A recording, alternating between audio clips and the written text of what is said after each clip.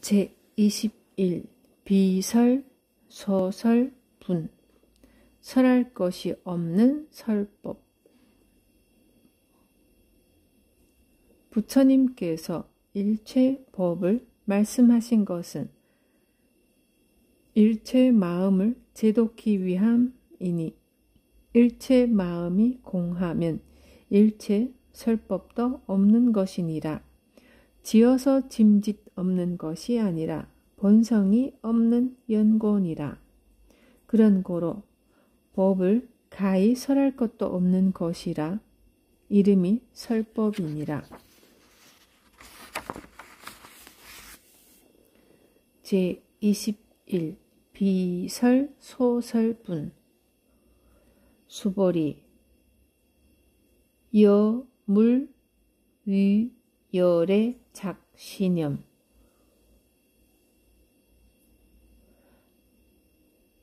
아당, 유, 소, 설법 막작, 신념 하, 이고 약, 인언, 열의 유, 소, 설법 즉, 위, 방불 불능해아 소설고 수보리 설법자 무법가설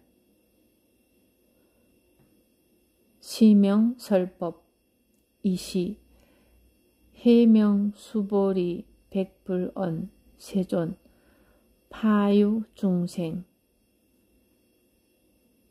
어미뇌세 문설시법 생신신부 불언 수보리 피비중생 비불중생 하이고 수보리 중생자 열의 설비중생 시명중생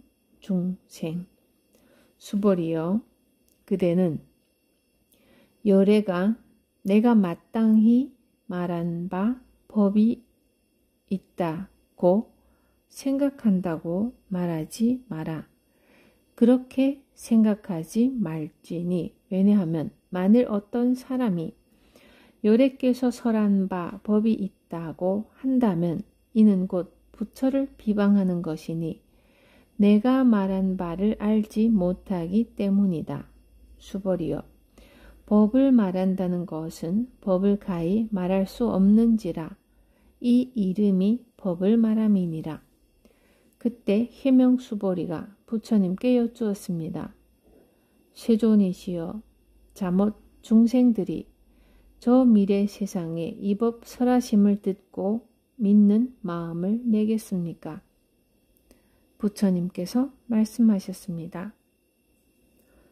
수보리여 저들은 중생이 아니요 중생이 아닌 것도 아니니라. 왜냐하면 수보리여 중생이라 하는 것은 열애가 중생을 말함이 아니라 그 이름이 중생이기 때문이다.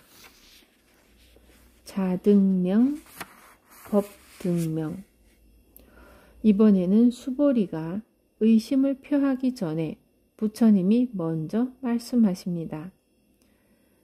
열애가 형상이 아니라면 과연 누가 법을 설하는가? 법이라는 것이 과연 존재하는가? 붓다는 과연 법을 설했는가? 이는 우리가 또다시 법이 있다, 법이 설해진다는 생각에 빠져 있음을 보신 것입니다. 중생이라고 부르지만 실은 중생이 따로 있지 않으니 지금 그 이름이 다만 중생일 뿐입니다. 한 생각 어리석게 내면 중생이라 부르고 어리석은 생각을 내려놓으면 부처라고 부를 뿐 본래 중생과 부처가 따로 있지 않습니다. 이것이 비설, 소설, 설할 법이 없는 실상입니다.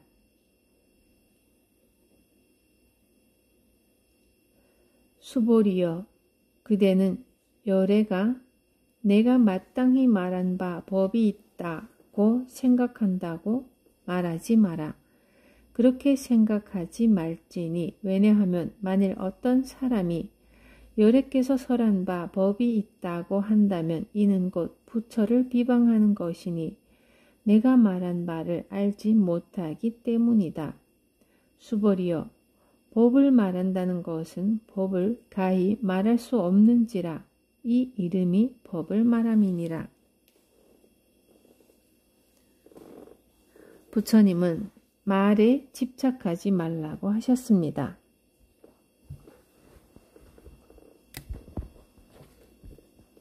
아상을 버리고 법상도 버리라는 것입니다. 법이 진리라는 이름을 갖고 있지만 이것마저 상이 되어 법상에 집착하면 진리에 어긋납니다.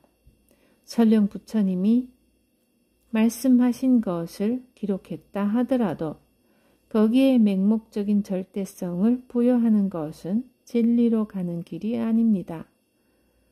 법을 말한다는 것은 법을 가히 말할 수 없는지라 이 이름이 법을 말함이라는 말은 언뜻 들어보면 말장난같이 느껴지겠지만 조금만 깊이 생각해보면 그 속에 심오한 뜻이 담겨져 있음을 알게 됩니다. 부처님은 자신의 말조차도 고정불변의 진리로 절대화하면 안 된다는 것을 밝힘으로써 진리는 언제나 살아 숨쉬는 것임을 강조하셨습니다. 여기에 불교의 위대함이 있습니다.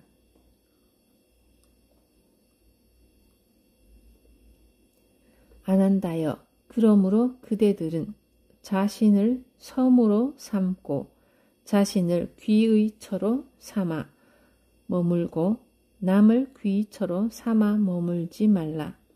법을 섬으로 삼고 법을 귀의 처로 삼아 머물고 다른 것을 귀의 처로 삼아 머물지 말라. 부처님이 열반 직전에 제자들에게 하신 말씀입니다. 이를 중국에서는 자등명, 자귀의, 법등명, 법귀의라고 번역했습니다. 이는 팔리어의 디파가 섬이라는 의미와 등불이라는 의미가 같이 있기 때문입니다. 그래서 남방 불교의 경전집인 니카야에서는 디파를 섬이라 했고 북방 불교에서는 등불로 번역했습니다. 어찌됐든 부처님의 마지막 이 말씀은 자기 스스로를 의지하라는 것입니다. 스스로 체험하고 경험한 것은 진리를 삼으라는 뜻입니다. 자기가 직접 경험하지 않고 다만 책에 있는 내용만을 가지고 진리를 논쟁하는 것은 아무 이익이 없습니다. 불법이 어떻고 불교가 어떻고 하면서 남을 문제 삼아 옳고 그름을 시비하는 것은 자신을 의지하는 자세가 아닙니다. 그러니 또한 내가 경험하고 체험한 것이라고 해서 다 진리는 아닙니다. 자기 경험만을 진리로 삼으면 심각한 주관주의의 오류에 빠지게 됩니다. 그래서 늘 부처님의 법에 근거해서 자기가 경험한 것이 옳은지를 확인해야 합니다. 이 점을 놓치지 않는다면 스스로 진리임을 내세우는 숱한 주장 속에서도 과연 무엇이 진리인지를 구분해낼 수 있습니다. 부처님은 부처님이 열반에 드신 뒤에 이런 문제가 생길 것을 미리 예견하셨습니다. 그래서 내가 열반한 뒤에 어떤 사람이 이건 내가 부처님한테 들은 이야기다 라고 주장하는 사람이 나타날 것이라고 말씀하셨습니다. 부처님이 언제나 모든 대중을 한자리에 모아놓고 설법하신 게 아니라 여기저기서 여러 사람에게 법을 전하셨으므로 어떤 사람이 주장하는 내용이 부처님 말씀인지 아닌지를 증명하기 어려운 상황이 있을 수 있습니다. 그럴 때 부처님은 자기가 못 들어본 설법이라고 무조건 내팽개치지도 말고 그렇다고 무조건 받아지녀 따라가지도 말라고 하셨습니다. 만약 부처님의 말씀이라고 주장하는 내용이 있다면 그 내용이 지금까지의 부처님 가르침과 일치하는지 면밀히 살펴보아야 합니다. 그래서 그 근본 내용이 일치한다면 그 말을 부처님 말씀으로 받아들일 수가 있습니다. 그러나 아무리 많은 사람이 주장하고 아무리 여러 가지 증거를 제시하더라도 부처님이 하신 말씀들과 비교해서 논리적으로 맞지 않는다면 그것은 부처님 말씀으로 받아들일 수 없습니다. 어떤 주장에 부처님이 말씀하셨다는 꼬리표가 붙어 있더라도 그것만으로 무조건 진리라고 단언할 수는 없습니다. 또 설령 부처님 말씀이라고 명시되어 있지 않더라도 지금까지 말씀하신 가르침의 흐름 속에 있는 말씀이라면 우리는 거기서 진리의 한 길을 발견할 수 있습니다. 그렇다면 부처님이 말씀하신 가르침은 무엇일까요? 부처님의 가르침에는 일정한 흐름이 있습니다. 제행무상과 제법무아, 공과 연기법, 중도와 사성제와 팔정도 등이 그것입니다. 그런 가르침을 놓치지 않는다면 우리는 어떤 주장이 부처님의 가르침에 부합하는지 판단할 수 있습니다. 그런데도 많은 사람들이 금강경을 수지 독송하면 한량없는 공덕이 있다는 것을 자기 욕심으로 해석해서 그저 금강경을 읽고 인쇄해서 보시하면 이루지 못할 일이 없다는 식으로 생각하고 남에게도 강조합니다. 그러다 보니 심지어 금강경이 기복의 주문으로 전락해버리는 일도 생기곤 합니다. 하지만 눈을 뜨고 보면 그런 생각과 주장은 금강경의 근본 가르침과는 너무나도 동떨어진 말임을 여실히 알 수 있습니다. 설하였으나 설한 바 없는 부처님의 근본 가르침을 놓치지 말아야 하겠습니다. 나무는 스스로를 자랑하지 않는다. 그때 해명 수보리가 부처님께 여쭈었습니다. 세존이시여, 잠옷 중생들이 저 미래 세상에 이복 설하심을 듣고 믿는 마음을 내겠습니까?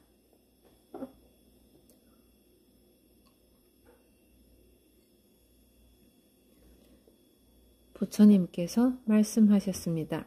수보리여, 저들은 중생이 아니요 중생이 아닌 것도 아니니라. 왜냐하면 수보리여, 중생이라 하는 것은 열애가 중생을 말함이 아니라 그 이름이 중생이기 때문이다. 원효대사가 한때 명성과 신분을 숨기고 어느 절에 들어가 공양간에서 허드렛 일을 하며 지낸 적이 있습니다. 젊은 승려들에게 무시당하며 절의 부목이 되어 밥을 짓고 불을 지펴주면서 살았던 것이죠. 그런데 그 절에 꼽추 스님이 있었는데 다들 그 스님을 방울 스님이라고 불렀습니다. 걸식을 할 때 말없이 방울만 흔들었기 때문에 그런 별명으로 부른 것이었습니다. 방울 스님은 공양 때가 되면 다른 스님들과 같이 제때에 와서 밥을 먹지 않고 설거지가 끝난 뒤 부엌에 와서는 누룽지 남은 게 있으면 달라고 해서 먹곤 했습니다.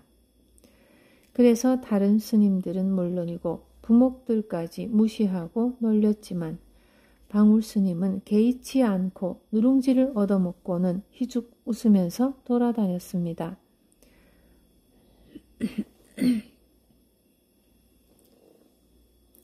원효 스님은 그런 방울 스님을 불쌍히 여겨 늘 자비로운 마음으로 잘 대해 주었습니다. 어느 날 원효 스님은 마루를 닦다가 학생들이 법에 대하여 이러니 저러니 이치에 어긋난 이야기를 하고 있는 것을 들었습니다. 답답해진 원효 스님은 자기 신분이 부목인 것도 깜빡 잊고 불쑥 끼어들어 말해버렸습니다. 스님들은 부목의 정체를 의심해 눈여겨보기 시작했죠. 원효 스님은 신분이 들통날 위험에 처하자 몰래 절을 떠나기로 했습니다. 모든 대중이 다 잠들었을 때 원효 스님은 살짝 대문을 열었습니다. 그때 문간방에 있던 방울 스님이 방문을 탁 열고는 말했습니다. 원효, 잘 가시게. 원효 스님의 눈에는 방울 스님이 보이지 않았지만 방울 스님의 눈에는 원효 스님의 말과 행동이 훤히 보였습니다. 그런데도 원효 스님은 자기 생각에 사로잡혀 방울 스님을 불쌍히 여기고 그 불쌍한 방울 스님을 열심히 구제했던 것이죠. 방울 스님은 원효 스님이 보살행을 해보겠다고 애를 쓰고 있다는 것도 다 꿰뚫어 보고 있었습니다. 원효, 잘 가시게. 이 한마디에 원효 스님은 그때까지 가지고 있던 자신의 환영을 확 깰 수 있었습니다. 여기 칼이 있습니다. 이 칼은 흉기일까요? 아닙니다. 이 칼은 흉기가 아니라 수술실에서 사람을 살리는 데 쓰는 도구입니다. 그러면 이 칼은 유용한 도구입니까? 아닙니다. 이 칼은 사람을 다치거나 죽게 만드는 흉기입니다. 그러므로 이 칼은 유용한 도구도 아니고 흉기도 아닙니다. 칼은 본래 공입니다.